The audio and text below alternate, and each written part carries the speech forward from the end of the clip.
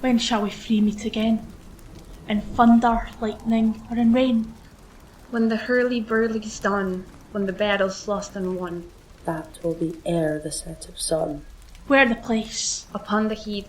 There to meet with Macbeth. I come, Grey Malkin. Haddock calls. Anon. Fair is foul and foul is fair. Hover through the fog and filthy air.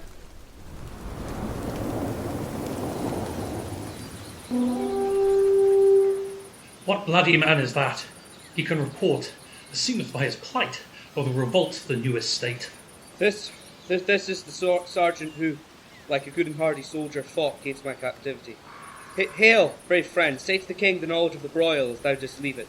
Doubtful it stood, as two spent swimmers that do cling together and choke their art.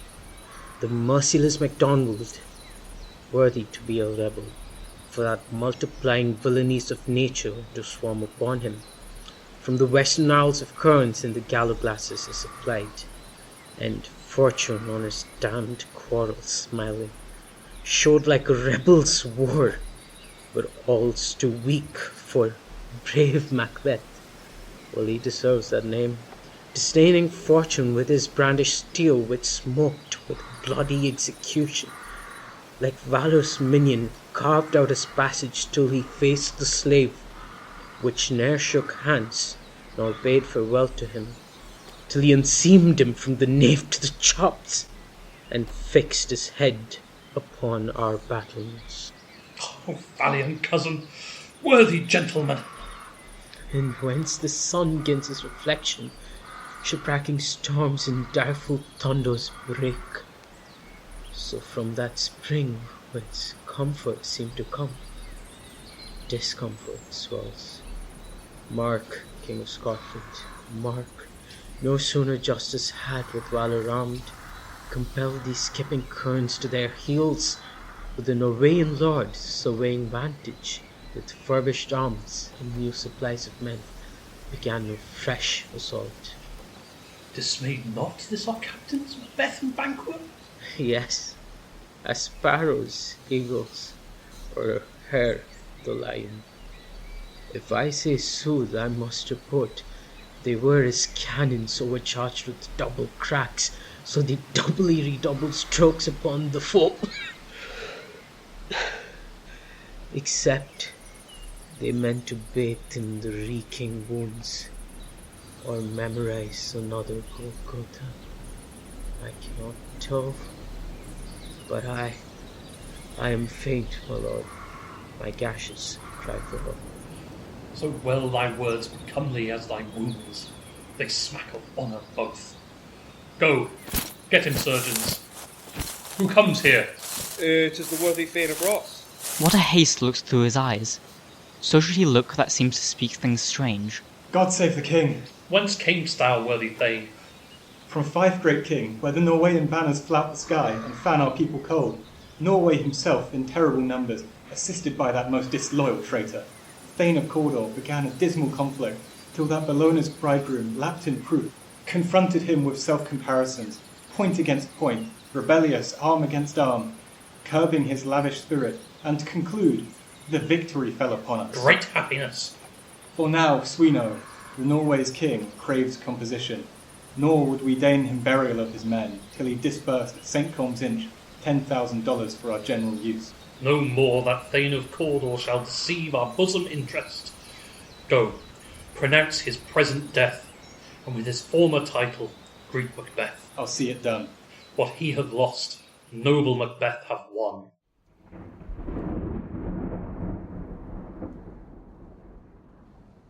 Where hast thou been, sister? Killing swine. A sailor's wife had chestnuts in her lap, and munched and munched and munched. Give me, quoth I, a right fee witch, the rub-fed Runyon cries. Her husband's to Aleppo gone, master of the tiger, but in a sieve I'll fiver sail, and, like a rat without a tail, I'll do, and I'll do. I'll give thee a line. Thou art kind. I myself with all the other, and the fairy ports they blow, All the quarters that they know, I found shipman's cart. I'll drain him, dry as hay. Sleep shall neither night or day hang upon his penthouse lid. He shall live, a man forbid. Weary 7 nights, 9 times 9, shall he dwindle, peak and pine. Though his bark cannot be lost, yet it shall be tempest tossed. Look what I have. Show me, show me. Here I have a pilot's thumb. Racked as homeward he did come. The weird sisters hand in hand, posters of the sea and land, thus do go about, thrice to thine, and thrice to mine, and thrice again to make up 9. Peace, the charms wound up. So foul and fair a day I have not seen. How far is it called for us? What are these, so withered and so wild in their attire, and look not like the inhabitants of the earth, and yet are on it? Live you, or are you aught that man may question? You seem to understand me, by each at once her choppy finger laying upon her skinny lips. You should be women, and yet your beards forbid me to interpret that you are so. Speak, if you can. What are you? All hail Macbeth! Hail to thee, Thane of Glamis! All hail Macbeth! Hail to thee, Thane of Cawdor! All hail Macbeth, that shalt be king hereafter. Good sir, why do you start and seem to fear things that do sound so fair? In the name of truth, are you fantastical, or that indeed which outwardly you show? My noble partner you greet with present grace and great prediction, of noble having and of royal hope, that he seems rapt withal. To me you speak not. If you can look into the seeds of time, and say which grain will grow, and which will not, speak then to me, who neither beg nor fear your favours nor your hate. Hail! Hail! Hail! Lesser than Macbeth, and greater. Not so happy, yet much happier. Thou shalt get kings, though be none. So all hail Macbeth and Banquo. Banquo and Macbeth, all hail! Stay, you imperfect speakers. Tell me more. By Sinel's death I know I am Thane of Glamis, but how of Cawdor? The Thane of Cawdor lives, a prosperous gentleman, and to be king stands not within the prospect of belief. No more than to be Cawdor. Say from whence you owe this strange intelligence, or why upon this blasted heath you stop our way with such prophetic greeting. Speak, I charge you. The earth hath bubbles, as the water has, and these are of them. Whither are they vanished? Into the air, and what seemed corporal melted, as breath into the wind. Would they have stayed? Were such things here as we do speak about, or have we eaten on the insane root that takes the reason prisoner? Your children shall be kings. You shall be king. And Thane of Cawdor too. Went it not so? To the self-same tune and words. Who's here? The king hath happily received, Macbeth, the news of thy success, and when he reads thy personal venture in the rebels' fight, his wonders and his praises do contend, in which should be thine or his, silenced with that. In the doing o'er the rest of the self-same day, he finds thee in the stout Norwegian ranks, nothing afeard from what thyself didst make. Strange images of death, as thick as tale, came post with post, and every one did bear thy praises in his kingdom's great defence, and poured them down before him. We are sent to give thee from our royal master thanks, only to herald thee into his sight, not pay thee. And for an earnest of a greater honour, he bade me, from him, call thee Thane of Cawdor, in which addition, hail, most worthy Thane, for it is thine. What? Can the devil speak true? The Thane of Cawdor lives. Why do you dress me in borrowed robes? Who was the Thane lives yet, but under heavy judgment beareth that life which he deserves to lose. Whether he was combined with those of Norway, or did line the rebel with hidden help and vantage, or that with both he laboured in his country's wrack, I know not. But treason's capital, confessed and proved, have overthrown him. Glamis and Thane of Cawdor, the greatest is behind. Thanks for your pains. Do you not hope your children shall be kings, when those that gave the Thane of Cawdor to me promised no less to them? That, just at home, might yet enkindle you unto the crown, besides the Thane of Cawdor. But 'tis strange, and oftentimes to win us to our harm, the instruments of darkness tell us truth. Win us with honest trifles, to betray us, in deepest consequence. Cousins, a word, I pray you. Two truths are told as happy prologues to the swelling act of the imperial theme. I thank you, gentlemen. This supernatural soliciting cannot be ill, cannot be good. If ill, why have it given me earnest of success commencing in a truth? I am Thane of Cawdor. If good, why do I yield to that suggestion whose horrid image doth unfix my hair and make my seated heart knock at my ribs, against the use of nature? Present fears are less than horrible imaginings. My thought, whose murder yet is but fantastical, shakes so my single state of man that function is smothered in surmise, and nothing is but what is not. Look how our partner's wrapped. If chance will have me king, why, chance may crown me, without my stir. New honours come upon him, like our strange garments, cleave not to their mould, but with the aid of use. Come what come may, time and the hour runs through their office day. Worthy Macbeth, we stay upon your leisure. Give me your favour. My dull brain was wrought with things forgotten. Kind gentlemen, your pains are registered where every day I turn the leaf to read them. Let us towards the king. Think upon what hath chanced, and at more time, the interim having waited, let us speak our free hearts each to other. Very gladly. Till then, enough. Come, friends.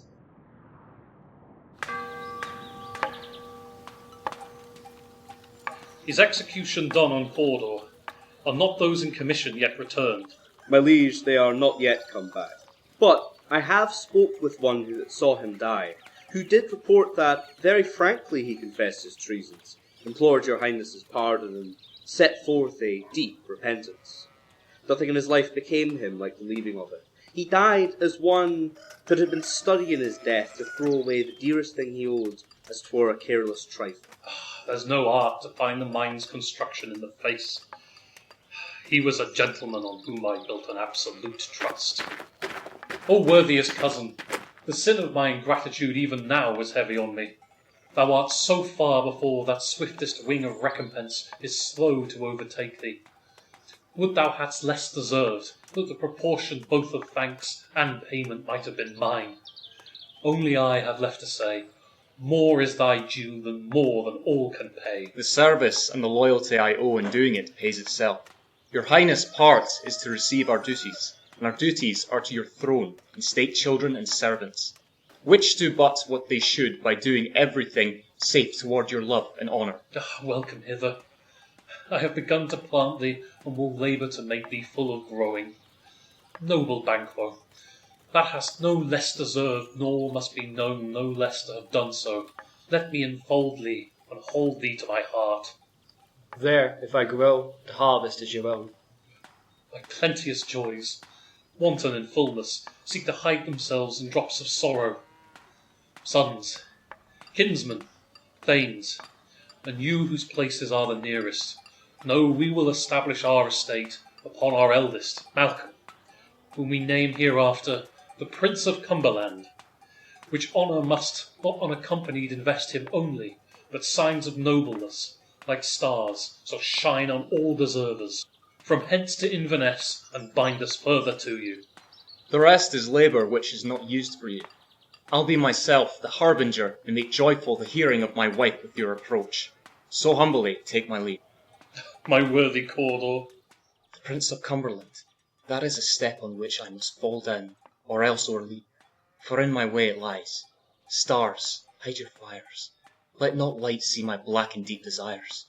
The eye wink at the hand, yet let that be which the eye fears, when it is done to see. True worthy Banquo, he is full so valiant, and in his commendations I am fed. It is a banquet to me. Let's after him, whose care is gone before to bid us welcome. It is a peerless kinsman.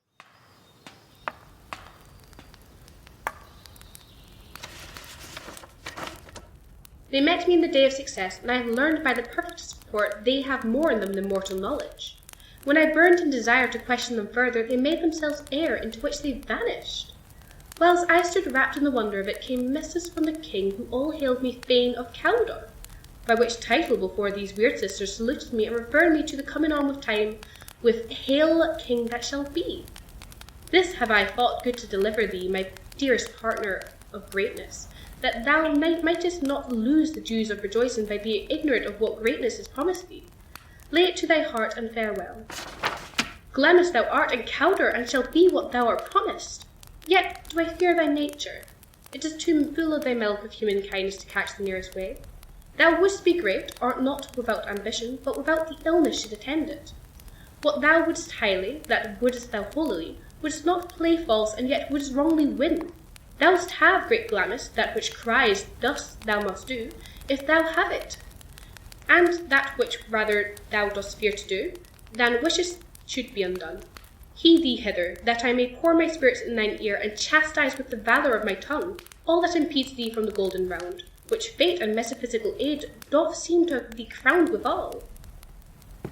What is your tidings? The king comes here tonight. Thou art mad to say it.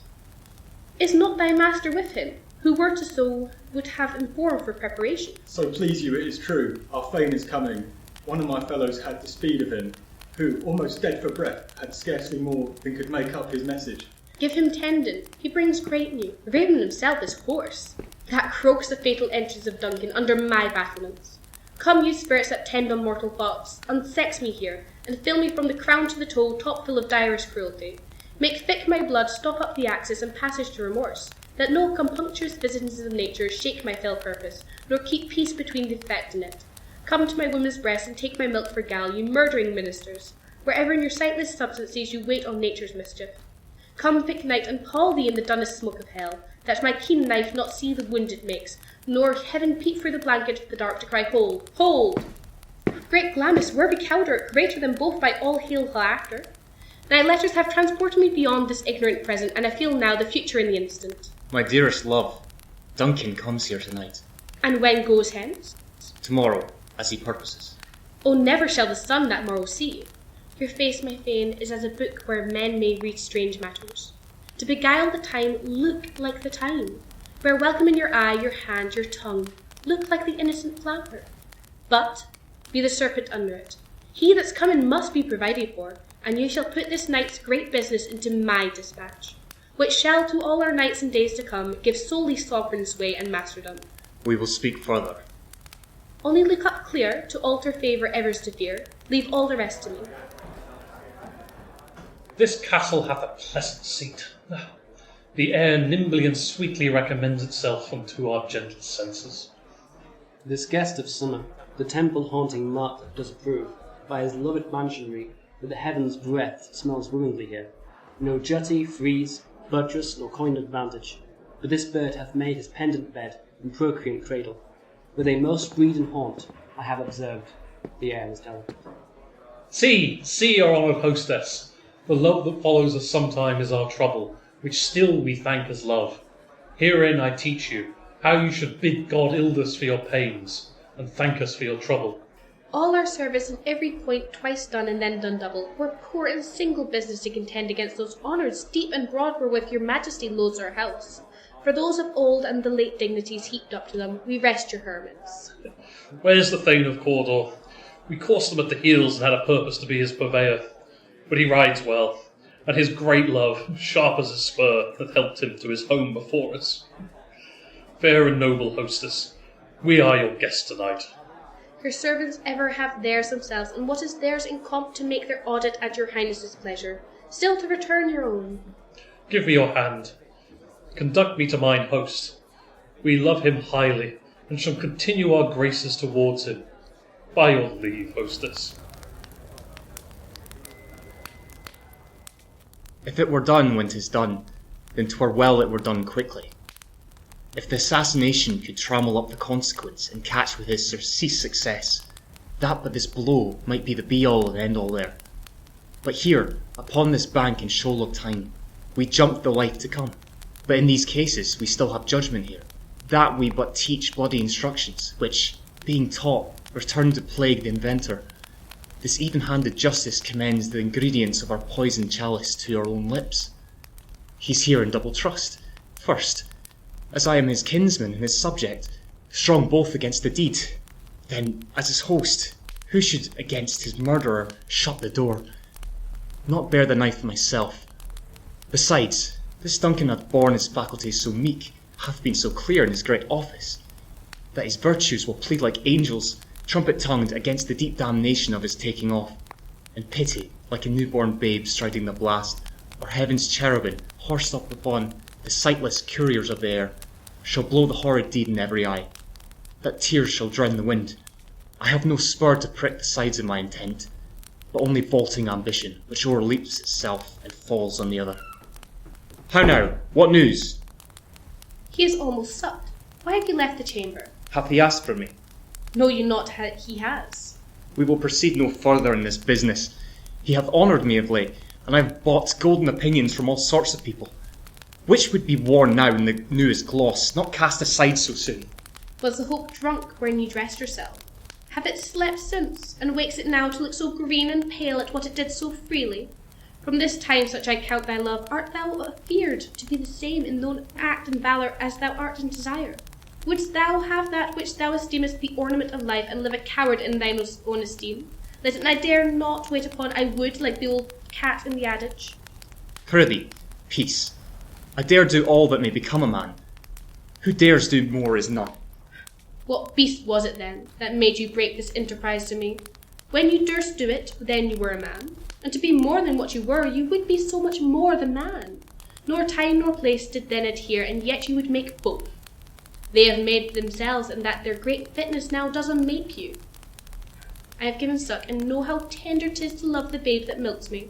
I would, while it was smiling in my face, have plucked my nipple from its boneless gums and dashed the brains out, had I so sworn as you have done to this. If we should fail... We fail? But screw your courage to the sticking place, and will not fail. When Duncan is asleep, whereto the rather shall his day's hard journey soundly invite him, his 2 chamberlains will I whip with wine and with ale to convince that memory, the ward of the brain, shall be a fume, and their seat of reason a limbeck only. When in swinish sleep their drenched natures lies as in a death, what cannot you and I perform upon the unguarded Duncan? What not put upon his spongy officers who shall bear the guilt of our great quell? Bring forth men, children only, for thy undaunted metal should compose nothing but males. Will it not be received, when we have marked with blood those sleepy 2 of his own chamber, and used their very daggers, that they have done it? Who dares receive it other, as we shall make our greaves and our clamour roar upon his death? I am settled and bend up each corporal agent to this terrible feat. Away, and mock the time with fairest show. False face must hide what the false heart doth know.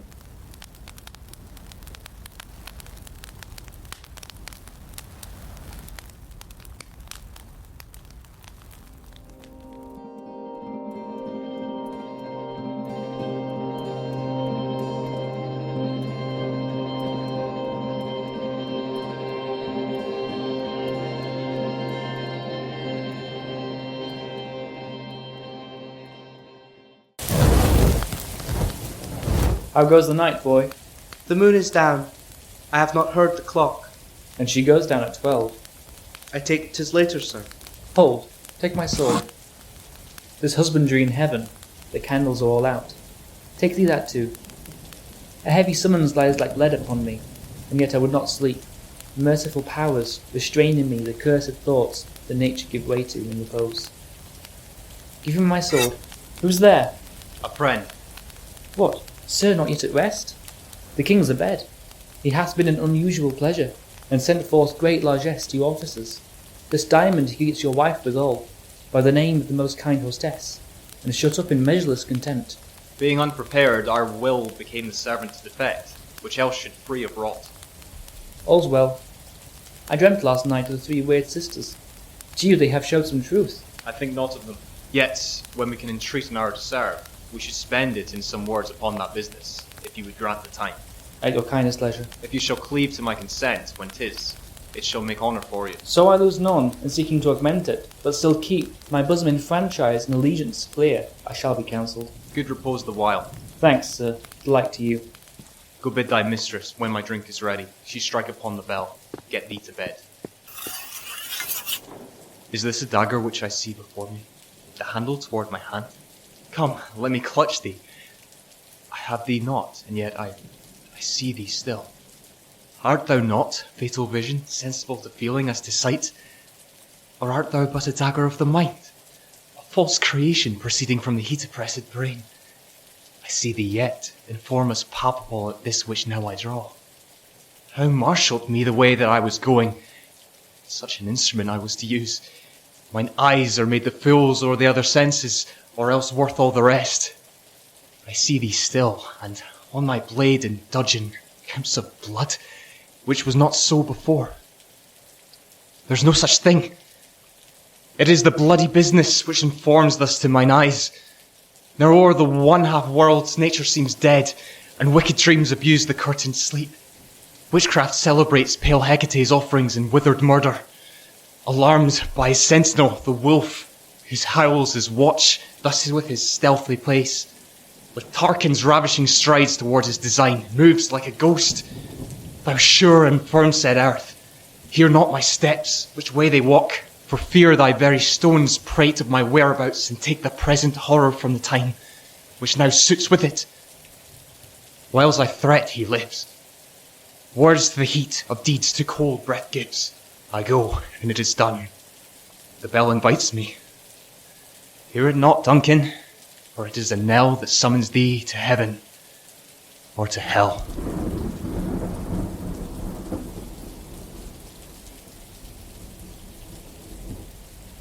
That which have made them drunk have made me bold.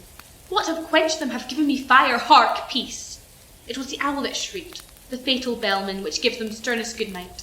He is about it. The doors are open, and the surfeited grooms do mock their charge with snores. Outdrunk their possets, that death and nature do contend about them, whether they live or die. Who's there? What? Ho! Alack, I'm afraid they've awaked, and 'tis not done. The attempt and not the deed confounds us. Hark, I laid their daggers ready, he could not miss them. Had he not resembled my father as he slept, I'd have done it. My husband? I have done the deed. Did thou not hear a noise? I heard the owl scream and the crickets cry. Did you not speak? When? Now? As I descended? Aye. Hark! Who lies in the second chamber? Donalbain. This is a sorry sight. A foolish thought to say a sorry sight. There's one did laugh in sleep, and one cried, Murder! That they did wake each other. I stood and heard them, but they did say their prayers and addressed them again to sleep. There are two lodged together. One cried, God bless us, and amen the other, as they had seen me with these hangman's hands, listening their fear. I could not say amen, when they did say God bless us. Consider it not so deeply. But wherefore could I not pronounce amen? I had most need of blessing, and amen stuck in my throat. These deeds must not be fought. After see's ways, so it will make us mad. Methought I heard a voice cry, Sleep no more, Macbeth does murder sleep. The innocent sleep, sleep that knits up the ravelled sleeve of care. The death of each day's life, sore labour's bath, balm of hurt minds, great nature's second curse, chief nourisher in life's feast. What do you mean? Still it cried, Sleep no more, to all the house. Glamis hath murdered sleep, and therefore Cawdor shall sleep no more. Macbeth shall sleep no more. Who was it that thus cried? Why, worthy Fane, you do avenge your noble strength to think so brain sickly of things. Go get some water and wash this filthy witness from your hand. Why did you bring these daggers from the place? They must lie there. Go, carry them and smear the sleepy grooms with blood. I'll go no more. I am afraid to think what I have done. Look on it again, I dare not. Infirm of purpose. Give me the daggers. The sleeping and the dead are but his pictures. 'Tis the eye of childhood that fears a painted devil. If you do bleed, I'll gilt the faces of the grooms withal, for it must seem their guilt. Whence is that knocking? How is it with me, when every noise appalls me? What hands are here? Ha! They pluck out mine eyes. Will all great Neptune's ocean wash this blood clean from my hand? No, this hand will rather the multitudinous seas and cardamom, making the green one red. My hands are of your colour, but I shame to wear a heart so white. I hear a knocking at south entry. Retire we to our chamber. A little water clears us of this deed. How easy is it then? Your constancy have left you unattended. Hark, more knocking. Get on your nightgown, lest occasion call us and show us to be watchers. Be not lost so poorly in your thoughts. To know my deeds were best not know myself. Wait, Duncan, with thy knocking. I would thou couldst.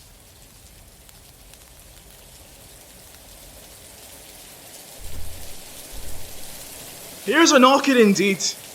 The man, reporter of Hellgate. He should have old turning the key. Knock, knock, knock. Who's there? In the name of Beelzebub. here's a farmer that's hanged himself on the expectation of plenty. Come in time. Have napkins enough about you. Here you'll sweat for it. Knock, knock. Who's there? In the other devil's name. Faith, here's an equivocator that could swear in both the scales against the other scale, who committed treason enough for God's sake, yet could not equivocate to heaven. Oh, come in, equivocator. Knock, knock, knock. Who's there? Faith, here's an English tailor, come hither for stealing out of a French hose. Come in, tailor. Here you may roast your goose. Knock, knock. Never a quiet, what are you? But this place is too cold for hell. I'll delve porter no further. I'd thought to have let in some of all professions that go the primrose way to the everlasting bonfire. Anon, anon! I pray you, remember the porter.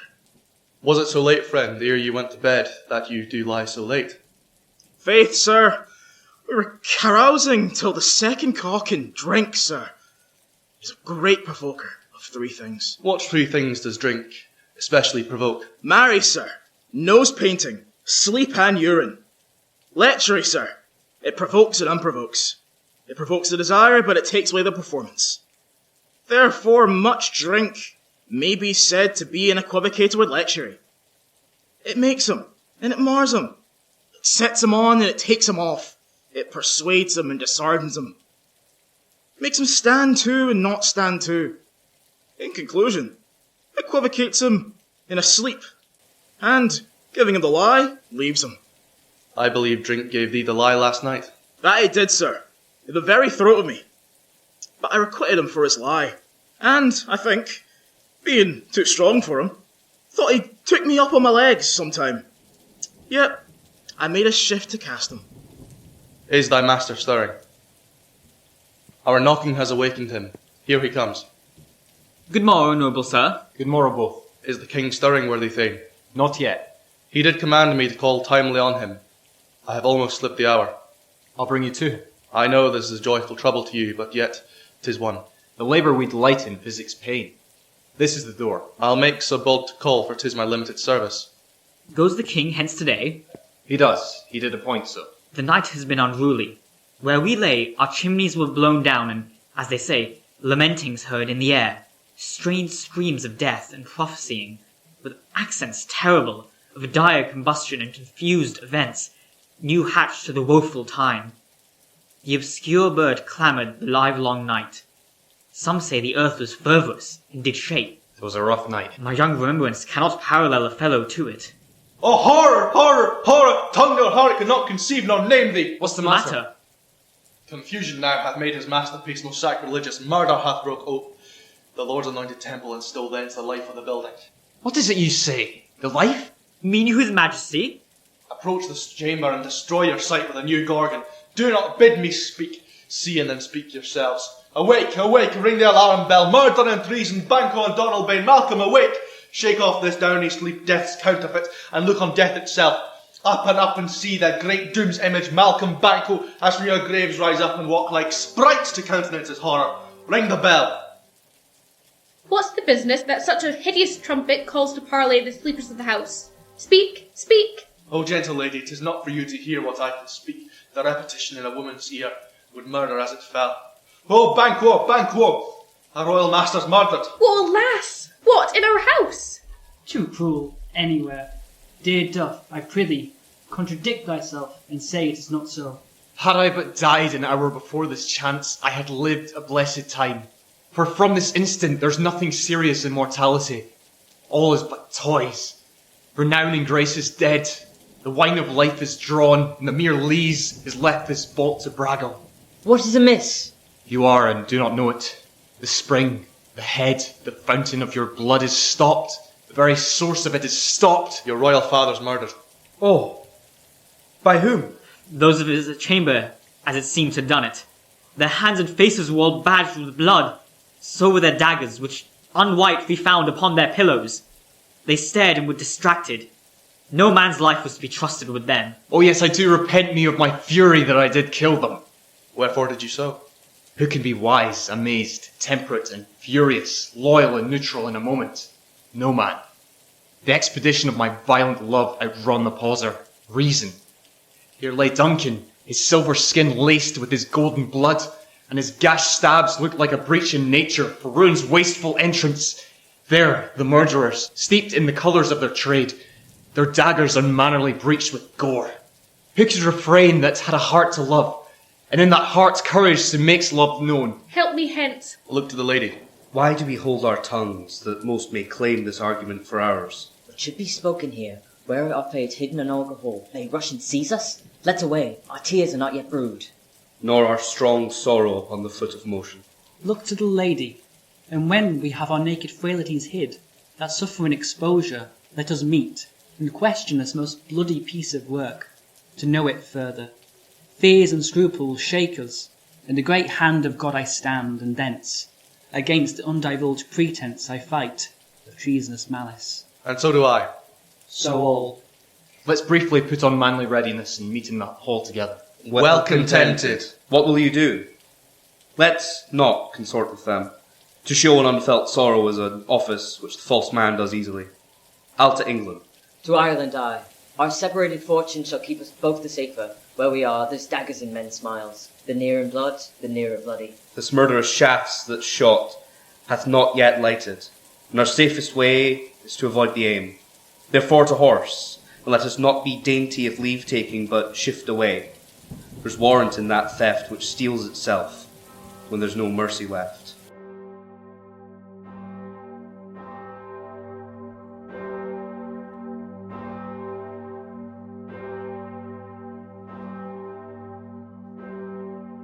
Threescore and 10 I can remember well, but in the volume of which time I have seen, hours of dreadful and things strange, but this sore night had trifled from my knowings. Ha, good father, thou seest the heavens, as troubled with man's act threatens his bloody stage.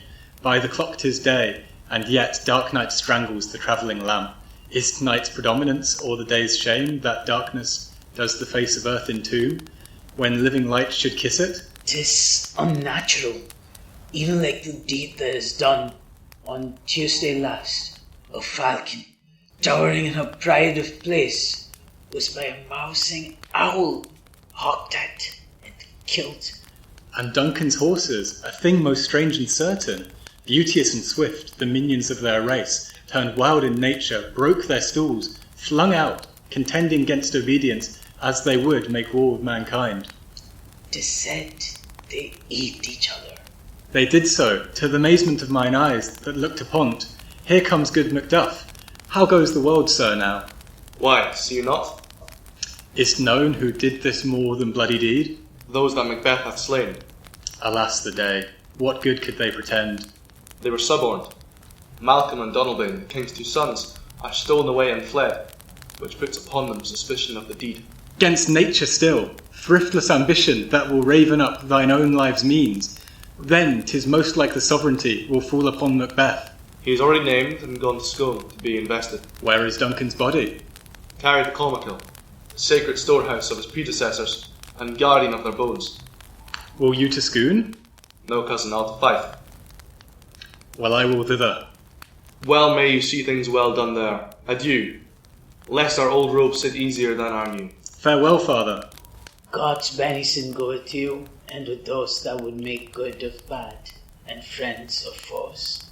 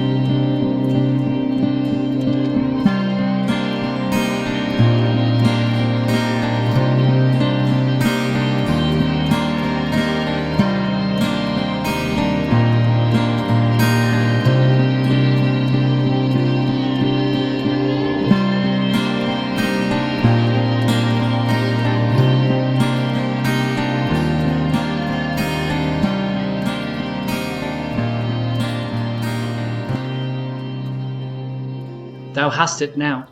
King, Cawdor, Glamis, all as the weird women promised, and I fear thou playedst most foully for it. Yet it was said it should not stand in thy posterity, but that myself should be the root and father of many kings. If there come truth from them, as upon thee, Macbeth, their speeches shine, why, by the verities on thee made good, may they not be my oracles as well, and set me up in hope? But hush, no more. Here's our chief guest. If he had been forgotten, it had been as a gat at our great feast, and in all thing unbehoven. Tonight we hold a solemn supper, sir, and will request your presence. Let your highness command upon me, to the which my duties are with a most indissoluble tie for ever knit. Ride you this afternoon? Aye, my good lord. We should have else desired your good advice, which still hath been both grave and prosperous in this day's council, but will take tomorrow. Is it far you ride? As far, my lord, as will fill up the time twixt this and supper. Go not my horse the better, I must become a borrower of the night, for a dark hour or twain. Fail not our feast. My lord, I will not. We hear our bloody cousins are bestowed in England and in Ireland, not confessing their cruel parasite, filling their hearers with strange invention. But of that tomorrow, when therewithal we shall have cause of state craving us jointly. Hie you to horse. Adieu, till you return at night. Goes Fleance with you? Aye, my good lord, our time does call upon us. I wish your horses swift and sure of foot, and so I do commend you to their backs. Farewell. Let every man be master of his time, till 7 at night, to make society the sweeter welcome. We will keep ourselves till supper time alone.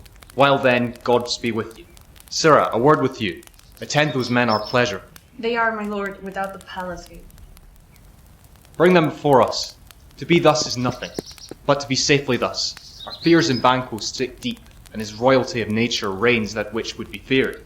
'Tis much he dares, and to that dauntless temper of his mind he hath the wisdom that doth guide his valour to act in safety. There is none but he whose being I do fear, and under him my genius is rebuked.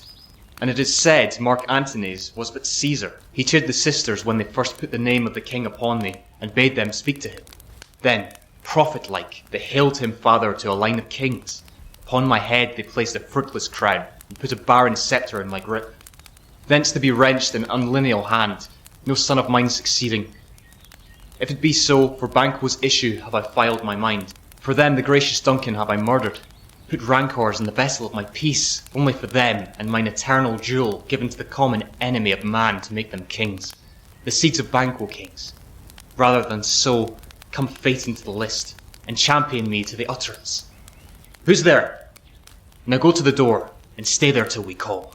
Was it not yesterday we spoke together? It was. So please, Your Highness. Well then, now, have you considered of my speeches?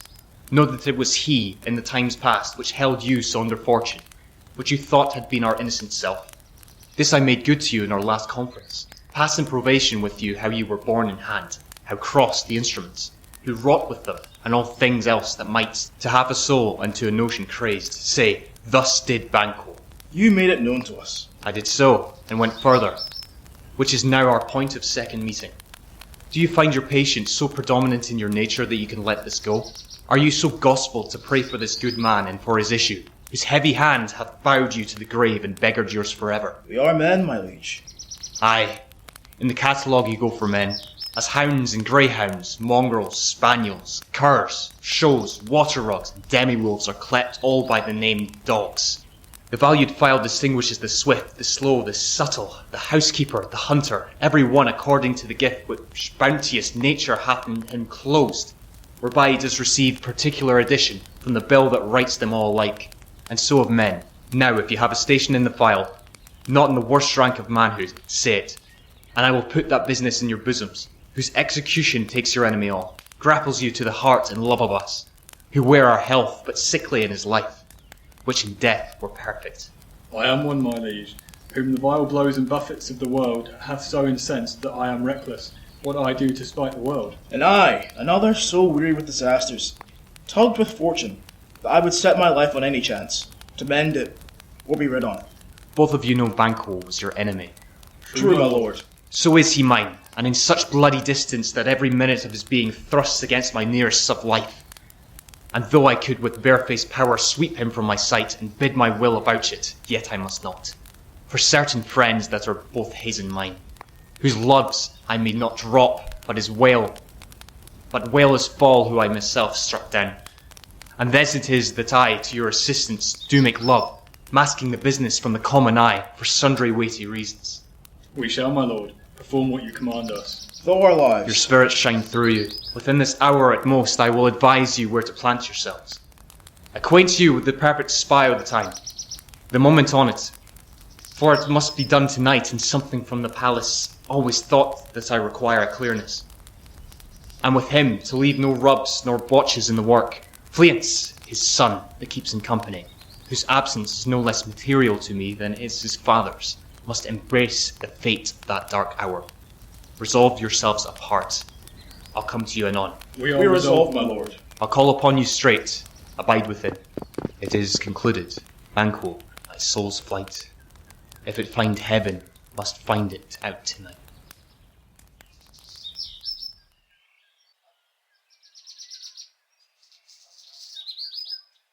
Is Banquo gone from court?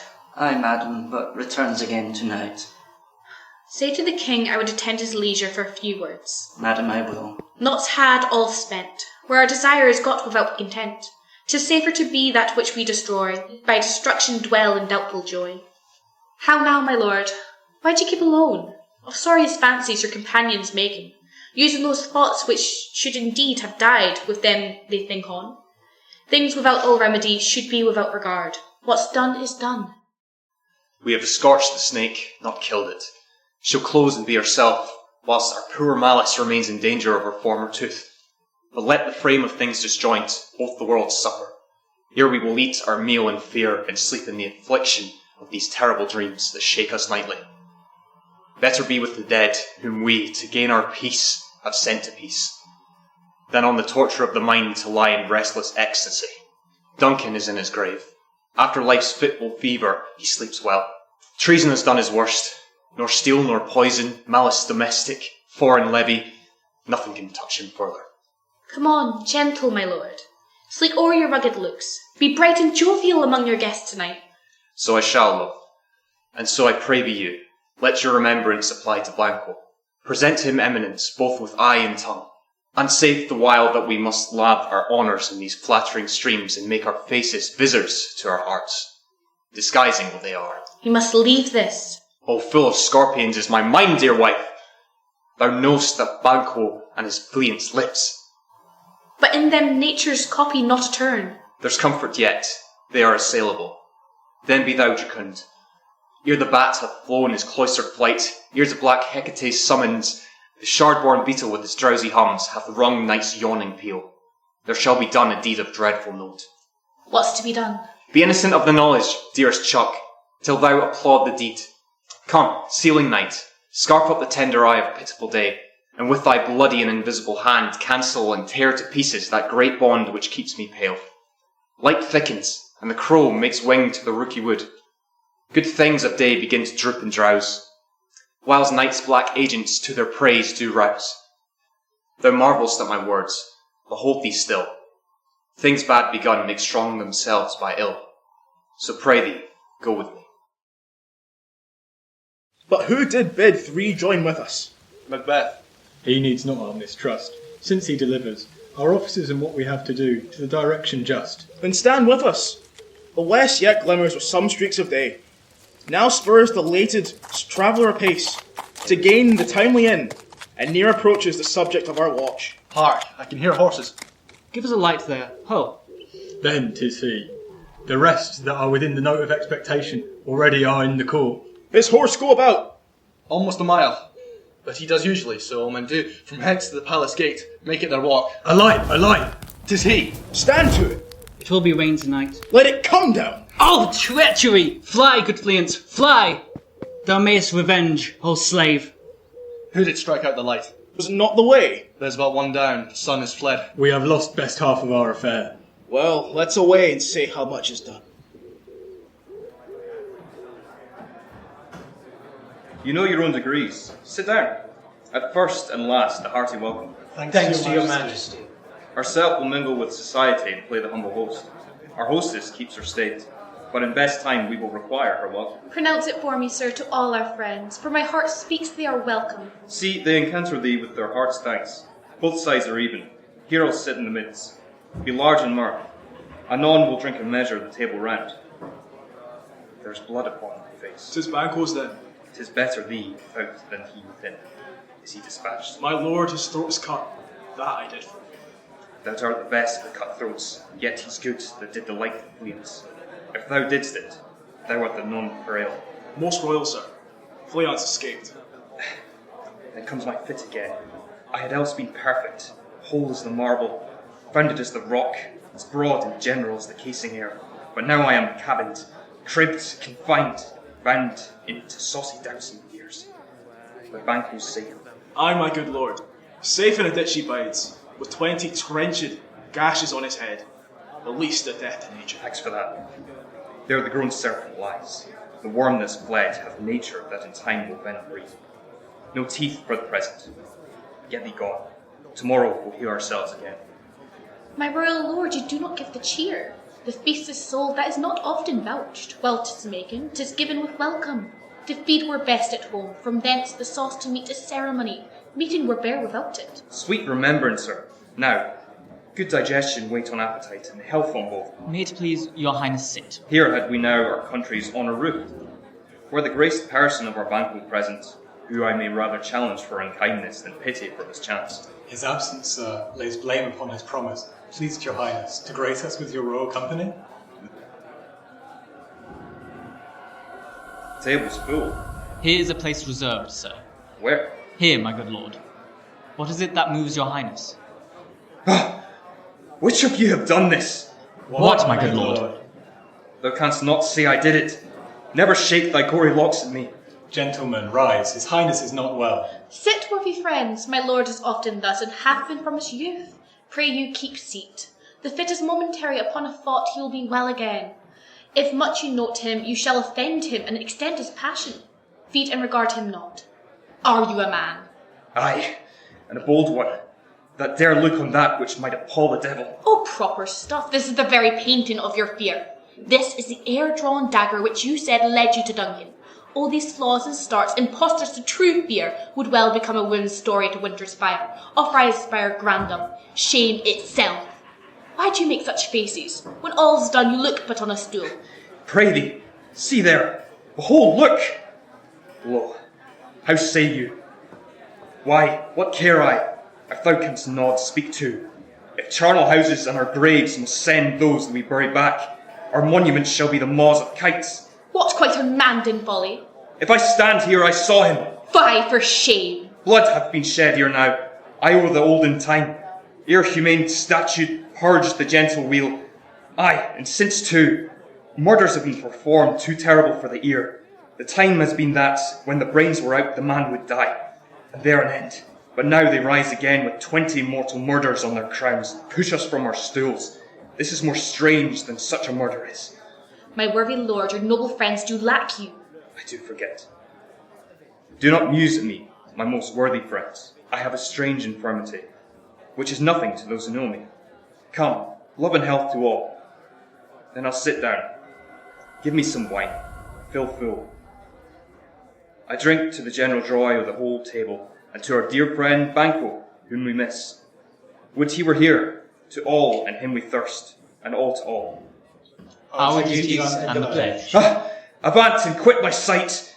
Let the earth hide thee. Thy bones are marrowless, thy blood is cold. Thou hast no speculation in those eyes which thou dost glare with. Think of this, good peers, but of the thing of custom. 'Tis no other, only it spoils pleasure of the time. What man dare, I dare. Approach thou like the rugged Russian bear, the armed rhinoceros, or the Hyrcan tiger. Take any shape but that, and my firm nerves shall never tremble. Or be alive again, and dare me to the desert with thy sword. If trembling I inhabit them, protest me the baby of a girl. Hence, horrible shadow, unreal mockery, hence! Why so? Being gone, I am a man again. Pray you, sit still. You have displaced the mirth, broke the good meeting, and with most admired disorder. Can such things be and overcome us like a summer's cloud, without our special wonder? You make me strange even to the disposition that I owe, when now I think you can behold such sights and keep the natural ruby of your cheeks, when mine is blanched with fear. What sights, my lord? I pray you speak not. He grows worse and worse. Question enrages him. At once, good night. Stand not upon the order of your going, but go at once. Good night, and better health attend his majesty. A good night to all. It will have blood, they say. Blood will have blood. Stones have been known to move, and trees to speak. Augurs and understood relations have by maggot pies and chows and brooks brought forth the secretest man of blood. What is the night?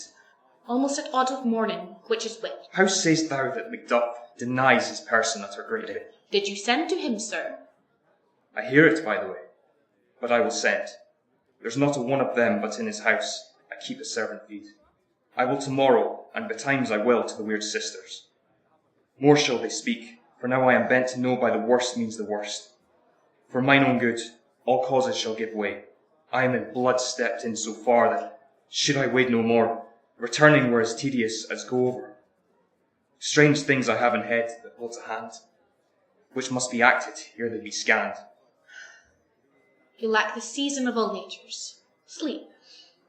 Come, go to sleep. My strange and self-abuse is the initiate fear that wants hard use. We are yet but young indeed.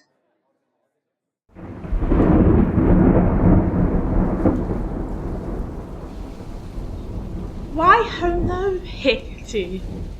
You look angerly. Have I not reason? Beldams as you are, saucy and overbold, how did you dare to trade and traffic with Macbeth?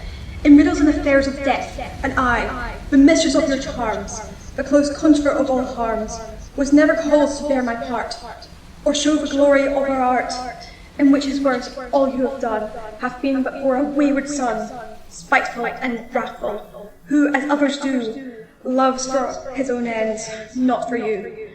But make amends now, get you gone, and at the pit of Acheron, meet me in the morning, thither he will come to know his destiny. Your vessels and your spells provide, your charms and everything beside.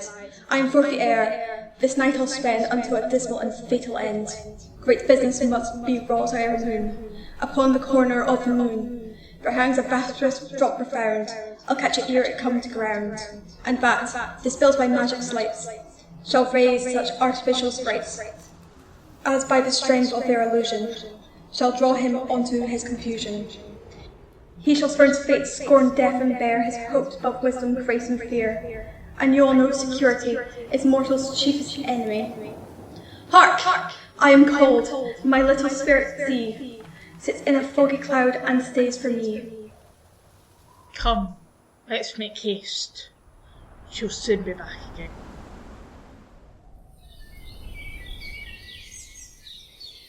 My former speeches have but hit your thoughts, which can interpret farther.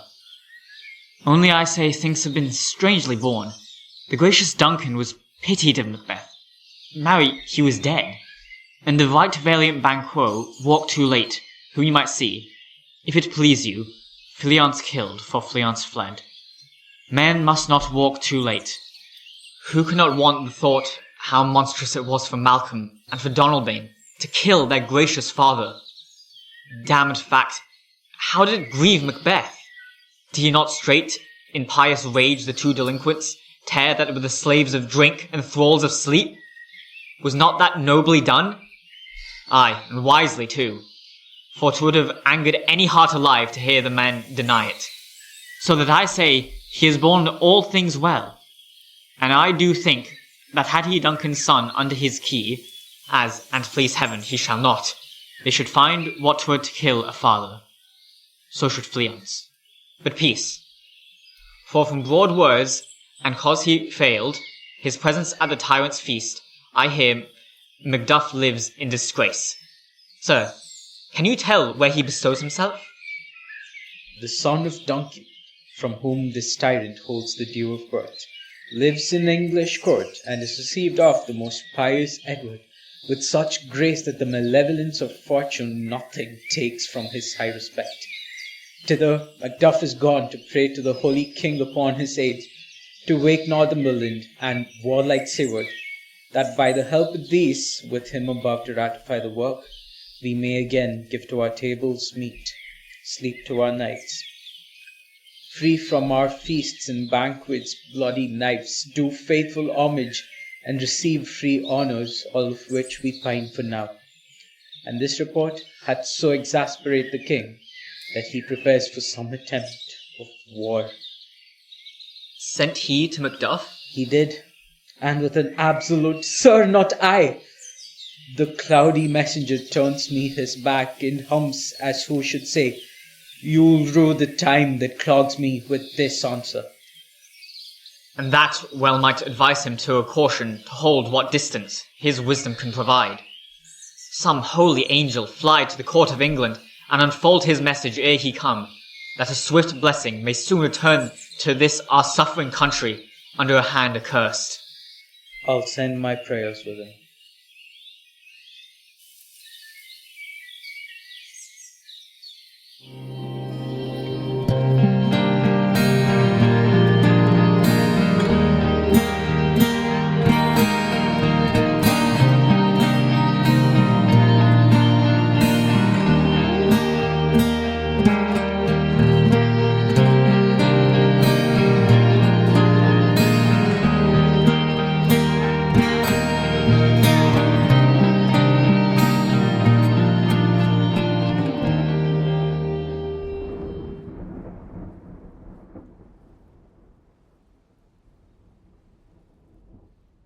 Thrice the brinded cat hath mew, thrice and once the hedge-pig whined.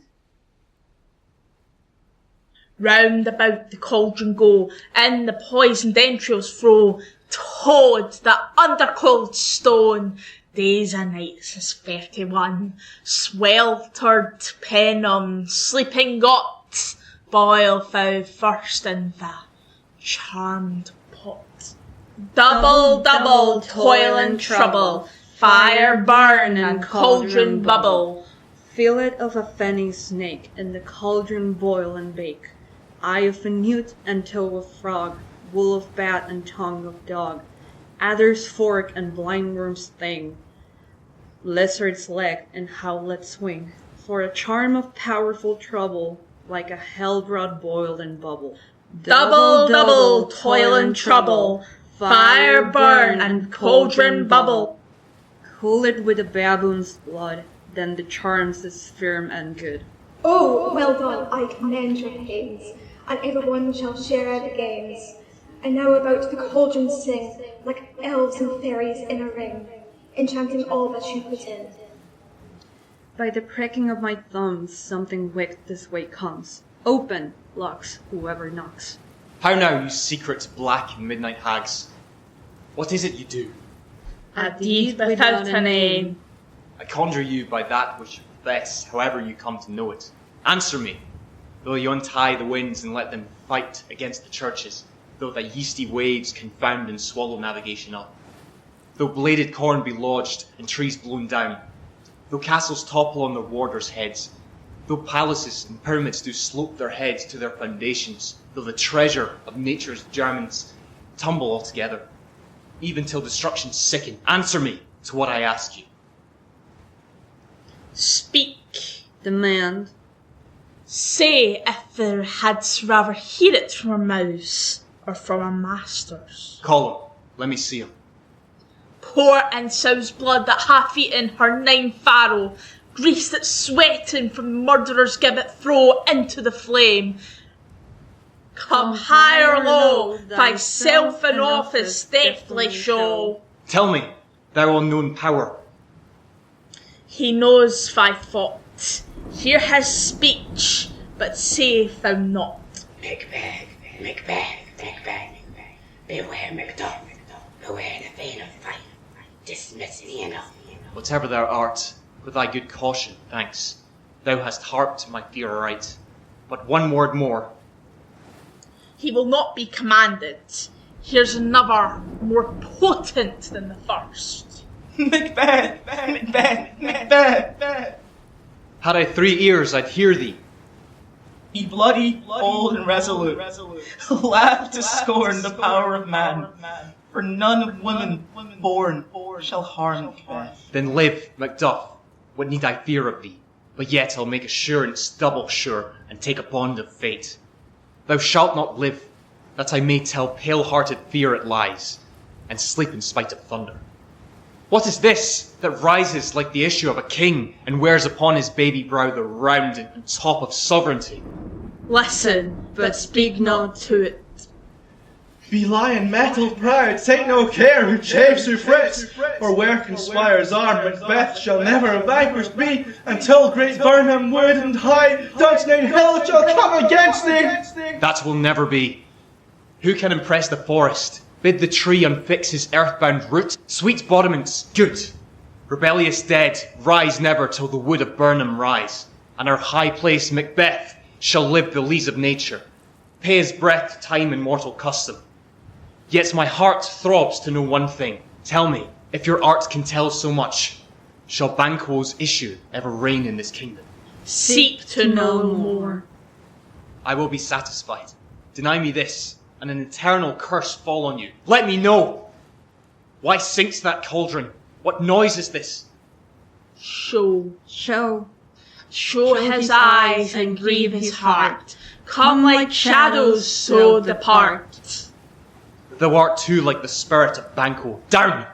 Thy crown does sear mine eyeballs, and thy hair, thou other gold-bound brow, is like the first, a third is like the former. Filthy hags! Why do you show me this? A fourth? Start! Eyes! What will the line stretch out to the crack of doom? Another yet? A seventh? I'll see no more. And yet the eighth appears, who bears a glass, which shows me many more, and some I see that twofold balls and treble sceptres carry. Horrible sight! Now I see 'tis true, for the blood-boltered Banquo smiles upon me and points at them for his. What? Is this so? Ay, sir, all this is so. But why stands Macbeth thus amazingly? Come, sisters, cheer we up his sprites and show the best of our delights. I'll charm the air to give a sound while you perform your antic round, that this great king may kindly say, our duties did his welcome pay. Where are they? Gone? Let this pernicious hour stand I accursed in the calendar. Come in, without there. What's your grace's will? Saw you the weird sisters? No, my lord. Come they not by you? No, indeed, my lord. Infected be the air whereon they ride. Damned all those that trust them. I did hear the galloping of a horse. Who was it came by? 'Tis 2 or 3, my lord, that bring you word Macduff is fled to England. Fled to England? Aye, my good lord. Time, thou anticipatest my dread exploits. The flighty purpose never is overtook, unless the deed go with it. From this moment the very firstlings of my heart shall be the firstlings of my hand. And even now, to crown my thoughts with acts, be it thought and done. The castle of Macduff I will surprise, seize upon Fife, give to the edge of the sword, his wife, his babes, and all unfortunate souls that trace him in his line. No boasting like a fool, this deed I'll do before this purpose cool. But no more sights. Where are these gentlemen? Come, bring me where they are. What had he done to make him fly the land? You must have patience, madam. He had none. His flight was madness. When our actions do not, our fears do make us traitors. You know not whether it was his wisdom or his fear. Wisdom? To leave his wife, to leave his babes, his mansion and his title in a place from whence he does fly? He loves us not. He want the natural touch. For the poor wren, the most diminutive of birds, will fight her young ones in her nest against the owl. All is the fear, and nothing is the love. As little is the wisdom, where the flight still run against all reason. My dearest coz, I pray you school yourself, but for your husband. He is noble, wise, judicious, and best knows the fits of the season. I dare not speak much further, but cruel are the times when we are traitors, and do not know ourselves, when we hold rumour from what we fear, yet know not what we fear, but float upon a wild and violent sea. Each way and move, I take my leave of you. Shall not be long, but I'll be here again. Things at the worst will cease, or else climb upward, to what they were before, my pretty cousin, blessing upon you. Fathered he is, and yet he's fatherless. I am so much a fool, should I stay longer. It would be my disgrace and your discomfort. I take my leave at once. Sirrah, your father's dead, and what will you do now? How will you live? As birds do, mother. What, with worms and flies? With what I get, I mean, and so do they. Poor bird, that's never feared the net nor lime, the pitfall nor the gin. Why should I, mother? Poor birds they are not set for. My father is not dead, for all you're saying. Yes, he is dead. How wilt thou do for a father? Nay, how will you do for a husband? Why, I can buy me 20 at any market. Then you'll buy him to sell again. Thou speakest with all thy wit, and yet I faith with wit enough for thee.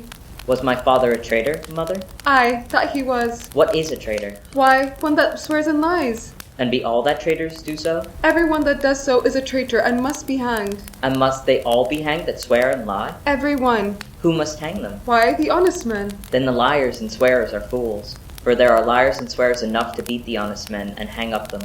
Now God help thee, poor monkey, but how wouldst thou do for a father? If he were dead, you'd weep for him.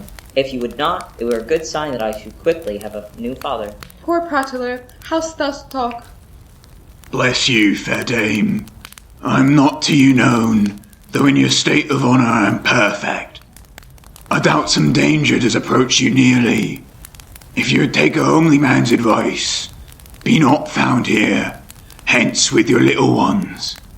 To fright you thus, methinks I am too savage. To do worse to you were fell cruelty, which is too nigh your person. Heaven preserve you. I dare abide no longer. Whither should I fly? I have done no harm, but I remember now I am in this earthly world, where to do harm is often laudable, to do good sometime accounted dangerous folly. Why then, alas, do I put the womanly defence to say I have done no harm? What are these faces? Where's your husband? I hope in no place so unsanctified, where thou mightst find him. He's a traitor. Liest, thou shag-eared villain! What, you egg? Young fry of treachery! Ah! He has killed me, mother. Run away, I pray you. Murder! Let us seek out some desolate shade, and there weep our sad bosoms empty. Let us rather hold fast the mortal sword, and like good men stride our downfall and birth them. Each new morn, you widows howl, new orphans cry, new sorrows strike heaven on the face, that it resounds as it felt in Scotland, and yelled out like syllable of dollar. What I believe I'll wail, what no believe, and what I can redress, as I shall find the time to friend I will. What you have spoke, it may be so, perchance. This tyrant whose sole name blisters our tongues was once thought honest. You have loved him well, he hath not touched you yet. I am young, but something you may deserve of him through me, and wisdom to offer up a weak, poor, innocent lamb to appease an angry god. I am not treacherous. But Macbeth is. A good and virtuous nature may recoil in an imperial charge. But I shall crave your pardon. That which you are, my thoughts cannot transpose. Angels are bright still, though the brightest fell. Though all things foul would wear the brows of grace, yet grace must still look so. I have lost my hopes. Perchance, even there where I did find my doubts. Why in that rawness left you wife and child those precious motives, those strong knots of love without leave-taking? I pray you, let not my jealousies be your dishonours, but mine own safeties. You may be rightly just, whatever I shall think. Bleed, bleed, poor country. Great tyranny lay thou my basis, sure. For goodness dare not check thee. Wear thou thy wrongs, the title is afeard. Fare thee weel, Lord. I would not be the villain that thou think'st, for the whole space that's in the tyrant's grasp, and the rich east to boot. Be not offended, I speak not as in absolute fear of you. I think our country sinks beneath the yoke. It weeps, it bleeds, and each new day a gash is added to her wounds. I think withal there would be hands uplifted in my right, and here from gracious England have I offer of goodly thousands. But for all this, when I shall tread upon the tyrant's head or wear it upon my sword, yet my poor country shall have more vices than it had before, more suffer, more sundry ways than ever, by him that shall succeed. What should he be? It is myself, I mean, in whom I know all the particulars of vice so grafted that, when they shall be opened, black Macbeth will seem as pure as snow, and the poor state esteem him as a lamb, being compared with my confineless harms. Not in the legions of horrid hell can come a devil more damned than evils to top Macbeth. I grant him bloody, luxurious, avaricious, false, deceitful, sudden, malicious, smacking of every sin that has a name. But there's no bottom, none, in my voluptuousness. Your wives, your daughters, your matrons, and your maids could not fill up the cistern of my lust, and my desire, all continent impediments would o'erbear that did oppose my will. Better Macbeth than such a one to reign. boundless in temperance, in nature's tyranny. It hath been the untimely emptying of the happy throne, and the fall of many kings, but fear not yet to take upon you what is yours. You may convey your pleasures in a spacious plenty, and yet seem cold, the time you may so hoodwink. We have willing dames enough, there cannot be that vulture in you to devour so many as will to greatness dedicate themselves, finding it so inclined. With this there grows, in my most ill-composed affection, such a staunchless avarice that, were I king, I should cut the nobles off for their land, desire their jewels, and this other's house, and my more having would be as a sauce to make me hunger more, that I should forge quarrels unjust against the good and loyal, destroying them for wealth. This avarice sticks deeper, grows with more pernicious root than summer-seeming lust, and it hath been the sword of our slain kings, yet do not fear. Scotland hath foisons to fill up your will of your mere own. All these are portable with other graces waiting. But I have none, the king becoming graces, as justice, verity, temperance, stableness, bounty, perseverance, mercy, lowliness, devotion, patience, courage, fortitude. I have no relish of them, but abound in the division of each several crime, acting it many ways. Nay, had I power, I should pour the sweet milk of concord into hell, uproar the universal peace, confound all unity on earth. Oh, Scotland, Scotland! If such a one be fit to govern, speak. I am as I have spoken. Fit to govern? No, not to live, O nation miserable, with an untitled tyrant bloody sceptred, when shalt thou see thy wholesome days again, since that the truest issue of thy throne by his own interdiction stands accursed, and does blaspheme his breed? The royal father was a most sainted king, the queen that bore thee, oftener upon her knees than on her feet, died every day she lived. Fare thee well, these evils thou repeat'st upon thyself hath banished me from Scotland. O my breast, thy hope ends here. Macduff, this noble passion, child of integrity, hath from my soul wiped the black scruples, reconciled my thoughts to thy good truth and honour.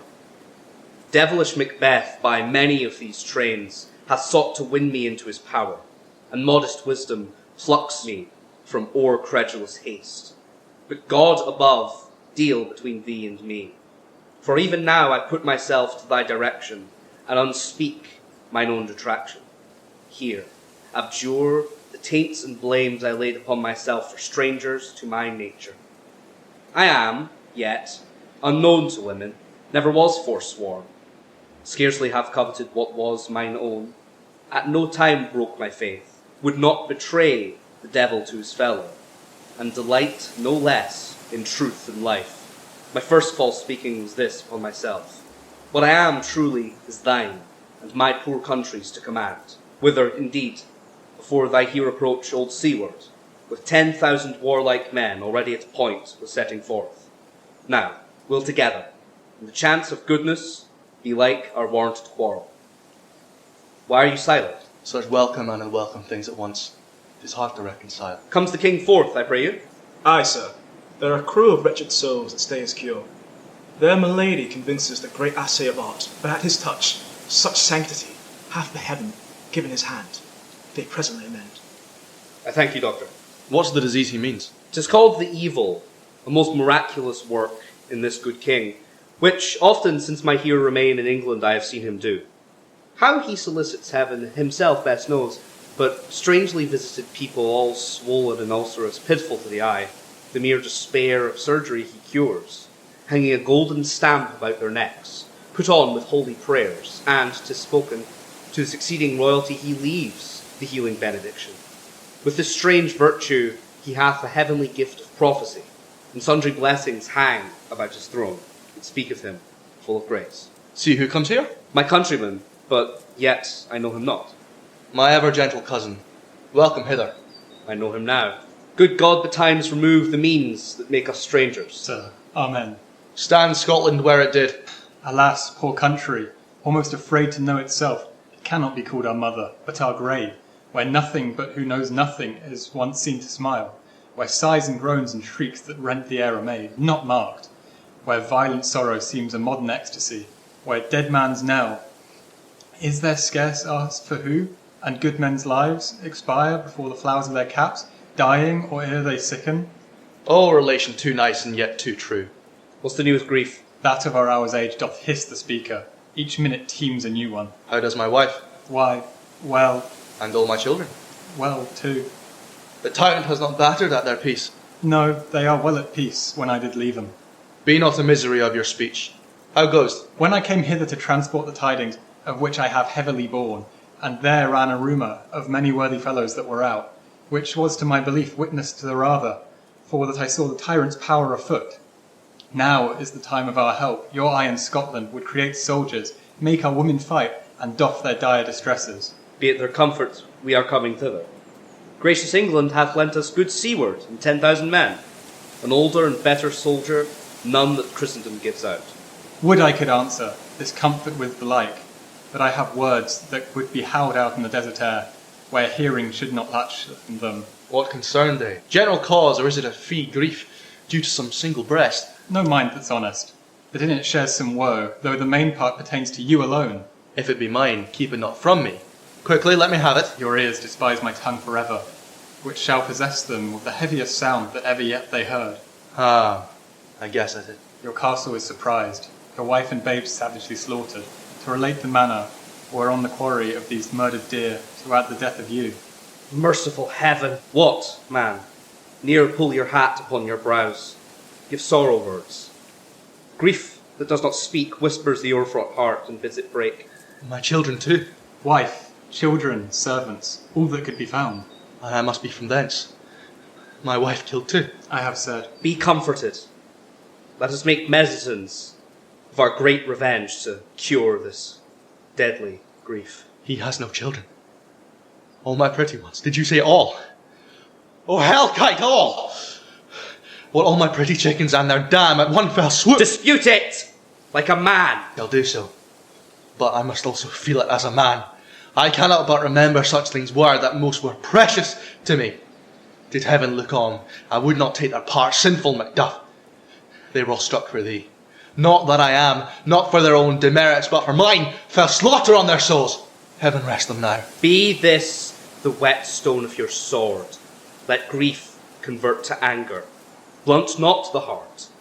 Enrage it. Oh, I could play the woman with mine eyes and brag it with my tongue. But gentle heavens, cut short all intermission. Front to front, bring thou this fiend of Scotland and myself within my sword's length, set him. If he escape, heaven forgive him too. This tune goes manly. Come, go we to the king. Our power is ready. Our lack is nothing but our leave. Macbeth is ripe for shaking, and the powers above put on their instruments. Receive what cheer you may. The night is long, but never finds the day.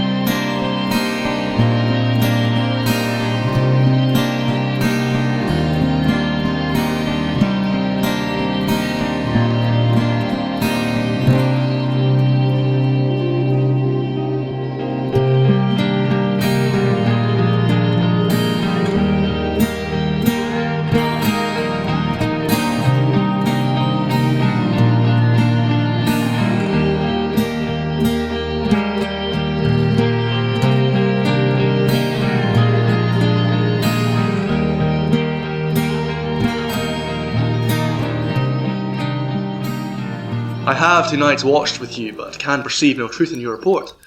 When was it she last walked? Since His Majesty went into the field, I have seen her rise from her bed, throw her nightgown upon her, unlock her closet, take forward paper, fold it, write upon it, read it, afterwards seal it, and again return to bed, yet all this while in a most fast sleep. A great perturbation in nature to receive at once the benefit of sleep, and do the effects of watching in this slumbery agitation.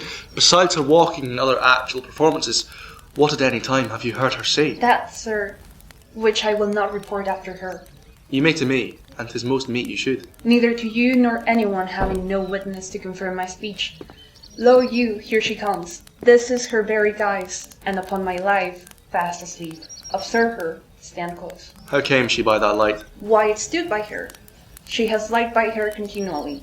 This her command. See, her eyes are open. Aye, but their senses are shut. What is it she does now? Look how she rubs her hands. It is an accustomed action with her to seem thus washing her hands. I have known her continue in this quarter of an hour. Yet, here's a spot. Hark, she speaks. I will set down what comes from her to satisfy my remembrance the more strongly. Out, damned spot, out, I say. 1, 2. Why then times to do it? Hell is murky. Fie, my lord, fie, a soldier and afeard. What need we fear, who knows it, when none can call our power to account? Yet, who would have thought the old man to have so much blood in him? Do you mark that? The Thane of Fife had a wife. Where is she now? What will these hands ne'er be clean? No more of that, my lord, no more of that. Ye mar all with this starting. Go to. You have known what you should not. She has spoken what she should not. I'm sure of that. Heaven knows what she has not known. Here's the smell of the blood still. Oh, the perfumes of Arabia will not sweeten this little hand. Oh, oh, oh. What a sigh is there? The heart is sorely charged. I will not have such a heart in my bosom for the dignity of the whole body. Well. Pray God it be, sir. This disease is beyond my practice, yet I have known those which have walked in their sleep, who have died wholly in their beds. Wash your hands, put on your nightgown, look not so pale, I tell you yet again. Banquo's buried, he cannot come out one's grave. Even so. To bed, there's knocking at the gate. Come. Give me your hand, what's done cannot be undone. To bed. Will she go now to bed? Directly. Foul whisperings are abroad, and natural deeds do breed unnatural troubles. Infected minds to their death pillows will discharge their secrets. More needs she the divine than the physician. God forgive us all. Look after her. Remove from her the means of all annoyance, and still keep eyes upon her. So good night. My mind she has mated, and amazed my sight, I think, but dare not speak. Good night, good doctor. The English power is near, led on by Malcolm, his uncle Seward, and the good Macduff. Revenge is burning them, for their dear causes wood to the bleeding, and the grim alarm excite the mortified man. Near Bundan Wood shall we meet them. That way are they coming. Who knows if Donalbain be with his brother? For certain, sir, he is not. I have a file of all the gentry. There is Seward's son, and many unwrathed youths that even now protest the first of their manhood. What does the tyrant? Great Duncanine he strongly fortifies. Some say he's mad, others the lesser hate him. Do call it valiant fury, but for certain he cannot buckle his distempered cause within the belt of rule. Now does he feel his secret murders sticking on his hands. Now minutely revolts upbraided faith breach. Those he commands were only in command, nothing in love. Now does he feel his title hang loose about him, like a giant's robe upon a dwarfish thief. Who, then, shall blame his pestered senses to recoil and start, when all that is within him does condemn itself for being there? Well, march we on to give obedience where 'tis truly owed.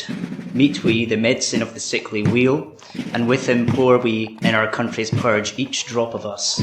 Or so much as it needs to do the sovereign flower and drown the weeds. Make we our march towards Burnham.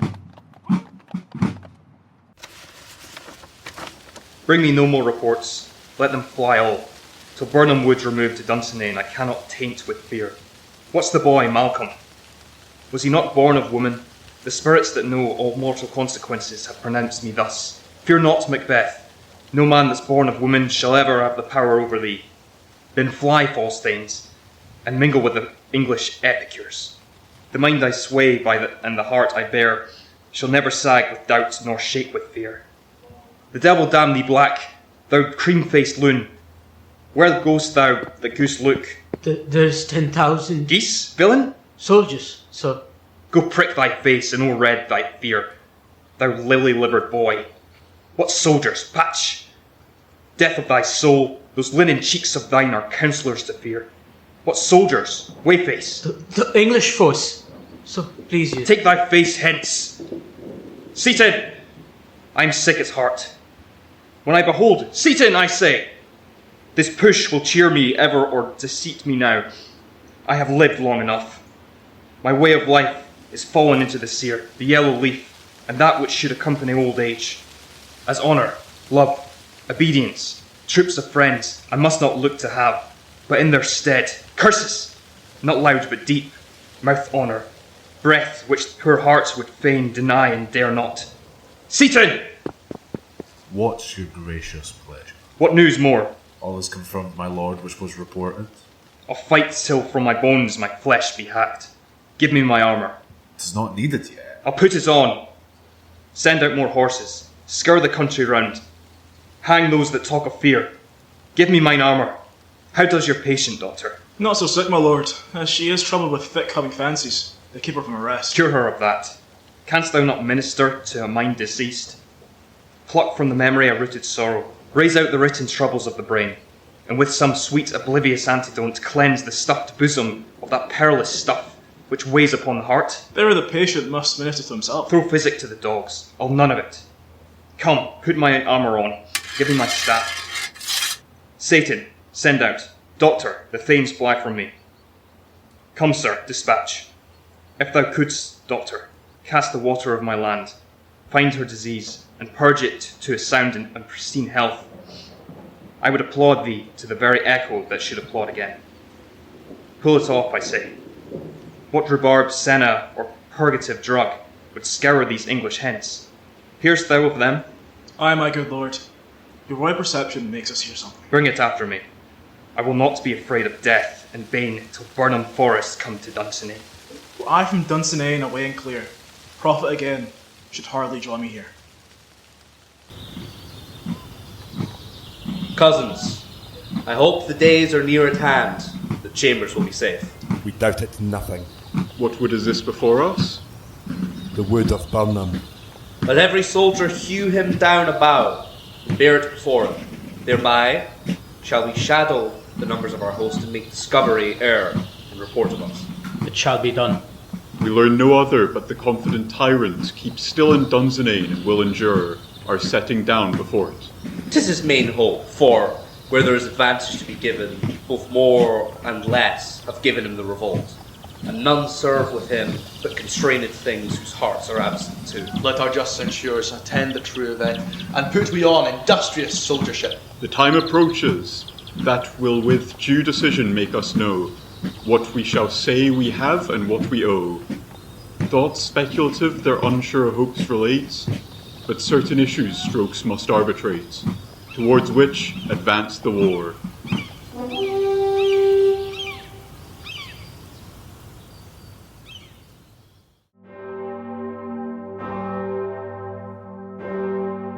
Hang out our banners on the outward walls.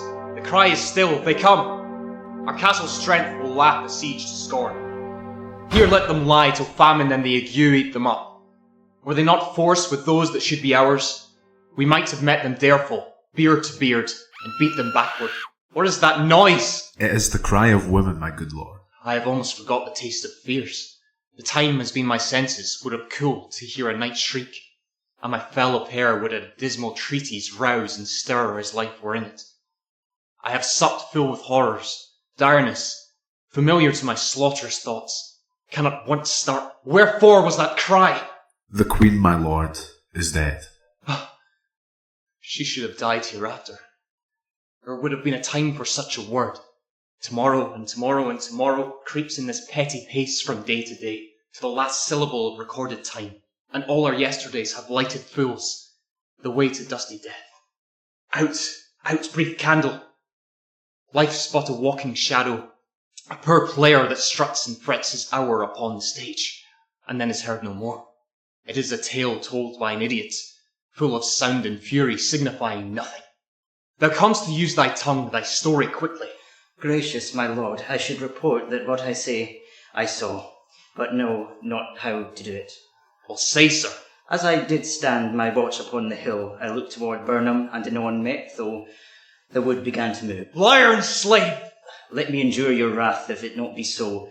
Within this 3 mile may you see it coming, I say, a moving grove. If thou speakst false, upon the next tree thou shalt hang alive till famine cling thee. If thy speech be sooth, I care not if thou dost for me as such. I pull in resolution and begin to doubt the equivocation of the fiend, that lies like truth. Fear not till Burnham wood do come to Dunsinane, and now a wood comes to Dunsinane.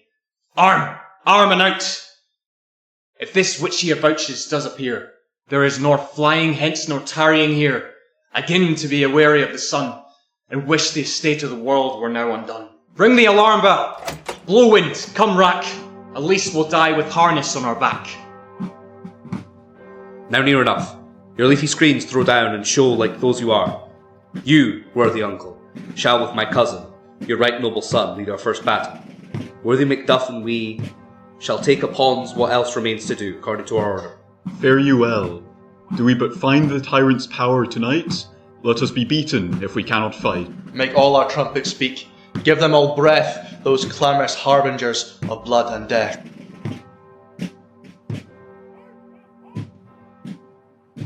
They have tied me to a stake. I cannot fly, but bear-like I must fight the course.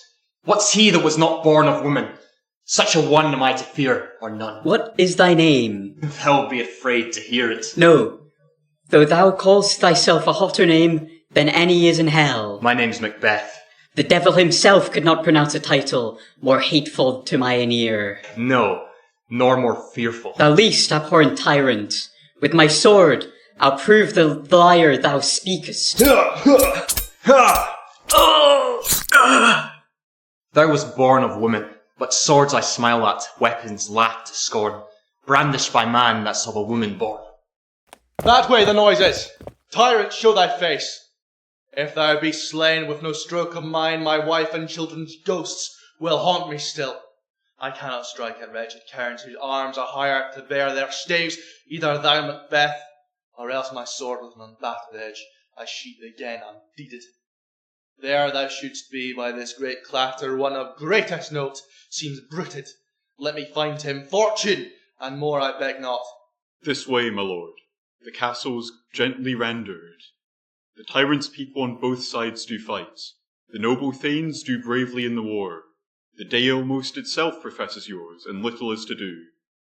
We have met with foes that strike beside us. Enter, sir, the castle. Why should I play the Roman fool and die on mine own sword? Whiles I see lives, the gashes do better upon them. Turn, hellhound, turn! Of all men else I have avoided thee. But get thee back. My soul is too much charged with blood of thine already. I have no words. My voice is in my sword, thou bloodier villain, than terms can give thee out. Thou losest labour. As easy mayst thou the entrenchant air. With thy keen sword impresses make me bleed. Let fall thy blades on vulnerable crests. I bear a charmed life, which must not yield to one of woman born. Despair thy charm, and let the angel whom thou still hast served tell thee Macduff was from his mother's womb untimely ripped. Accursed be that tongue that tells me so, for it hath cowed my better part of man. And be these juggling fiends no more believed that palter with us in a double sense, that keep the word of promise to our ear and break it to our hold. I'll not fight with thee. Then yield thee, coward, and live to be the show and gaze of time. We'll have thee, as our rarer monsters are, painted upon a pole and underwrit, "Here may you see the tyrant." I will not yield to kiss the ground before young Malcolm's feet, and to be baited with the rabble's curse. Though Burnham would become to Dunsinane, and thou opposed, being of no woman born, yet I will try the last. Before my body I throw my warlike shield.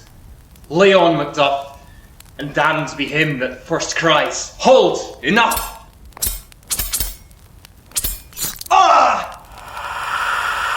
I would the friends we miss were safe arrived. Some must go off, and yet by these I see, so great a day as this is cheaply bought. Macduff is missing, and your noble son. Your son, my lord, has paid a soldier's debt.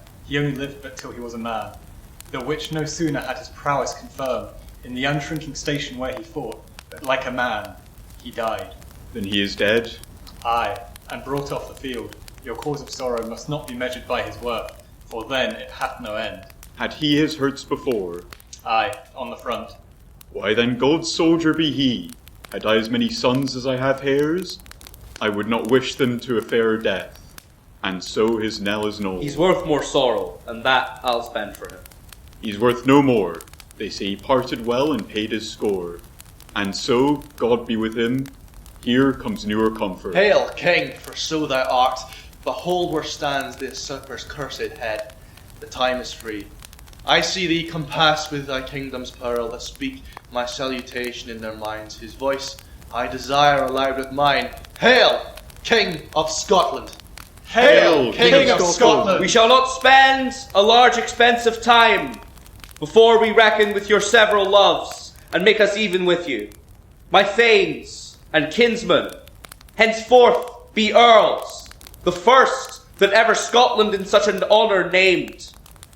What's more to do, which would be planted newly with the time, as calling home our exiled friends abroad that fled the snares of watchful tyranny, producing forth the cruel ministers of this dead butcher and his fiend-like queen, who, as 'tis thought, by self and violent hands took off her life. This, and what needful else that calls upon us, by the grace of grace, we will perform in measure, time, and place. So thanks to all at once, and to each one whom we invite to see it crowned at Scone. All hail, King of Scotland! All hail, King of Scotland! All hail, King of Scotland!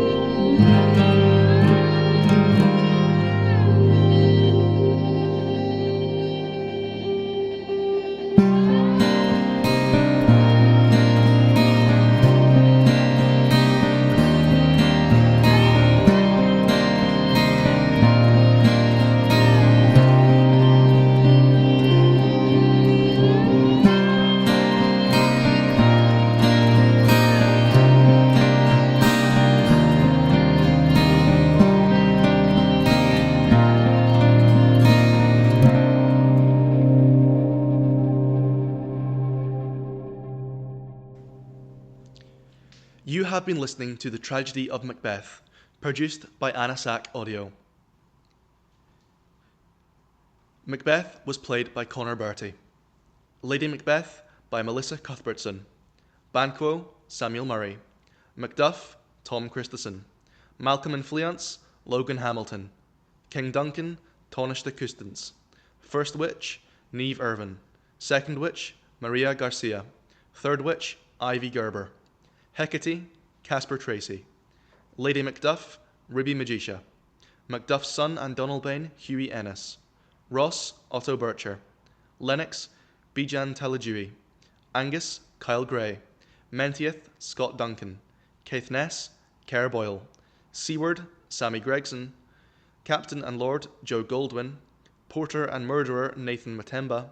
Satan, Hamish Swinton. All other parts were played by members of the cast. The producer was Tom Christison. The director was Tom Christison. Sound designer Rhinus Zujevs. Writer William Shakespeare. Original music produced by Owen McLaughlin. Annasach audio logo designed by Harry Beaton.